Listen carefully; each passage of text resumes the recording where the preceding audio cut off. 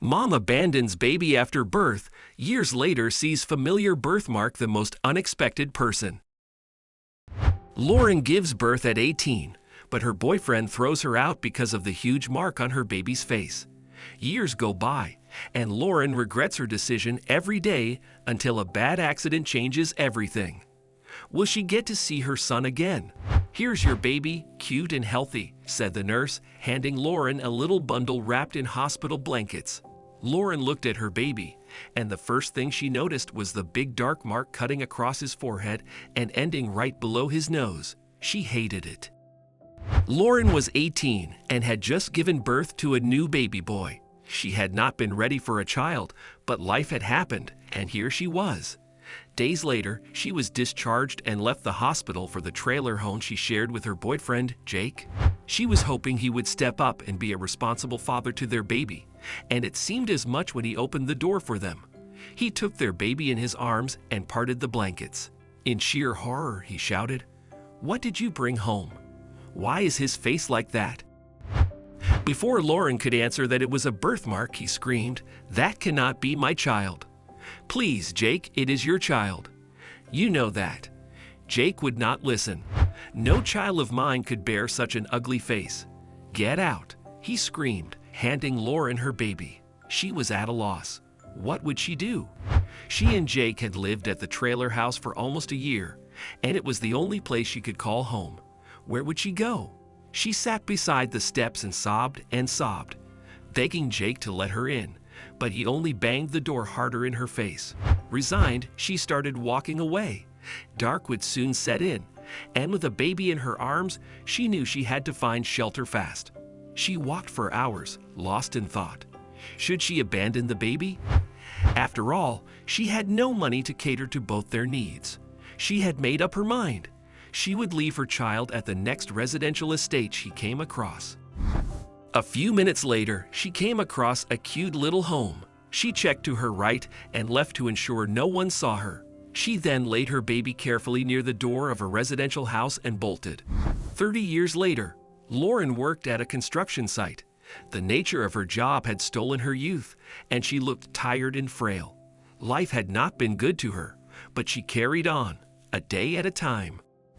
Her job was challenging, but even more daunting was seeing mothers pass by laughing and playing with their children. The sight always brought her to tears as she wondered about the baby she had abandoned decades back. One day, as she stared regretfully at children playing in the park across the road, she missed her step and fell, injuring her back. The pain that followed was unimaginable, and she screamed until she ran out of air. The pain was so excruciating that she passed out and woke up days later in a hospital.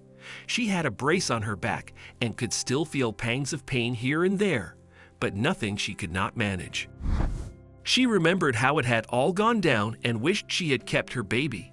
Could it be punishment for abandoning my baby? She wondered, tears welling up in her eyes. Just then, Dr. Wyatt, who had saved her life, entered the room, and Lauren immediately noticed the mark on his face. The doctor was her son. He was the child she had abandoned 30 years ago. She could not hold her excitement, and the doctor quickly noticed. "You appear to be in a good mood, Miss Lauren." "Oh, doctor, don't mind me. I'm just happy to be alive," she lied, unwilling to open up about what caused the excitement. After the doctor checked her, Lauren asked him about himself, and the two got talking. She discovered that wonderful parents had adopted him, but because of his busy schedule and the fact that they lived on the other side of town, he never got to spend much time with them. Lauren knew exactly what she would do if only to show appreciation to them for raising her baby. Once she recovered, she visited the address where the doctor said his parents lived and noticed how unkempt their yard looked. She started coming to clean it every day, sometimes bringing flowers. One day, she gathered the courage to knock on the door and was surprised when they welcomed her warmly. She told them her story and asked them to beg for forgiveness from their son, as she was too ashamed to do it herself. She told them she only wanted to know what kind of childhood Wyatt had.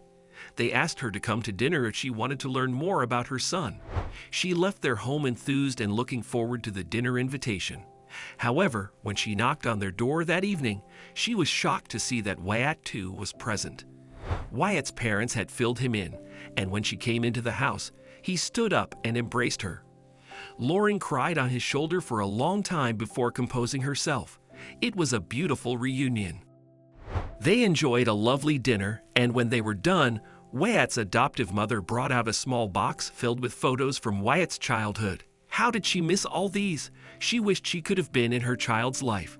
Lauren begged for forgiveness, and Wyatt told her he understood why she did what she did, adding that he had long forgiven her. It was a new dawn for Lauren and Wyatt to start a new relationship, despite so many years have passed. The good doctor was grateful he had two wonderful mothers and declared he had forgiven Lauren. What can we learn from this story? One's parents are not necessarily those that give birth to you, but those that raise you. Wyatt's mother abandoned him, yet he grew up loved by his adoptive parents. Forgiveness is divine. Wyatt's ability to forgive his mother gave them all a second chance to be in each other's lives.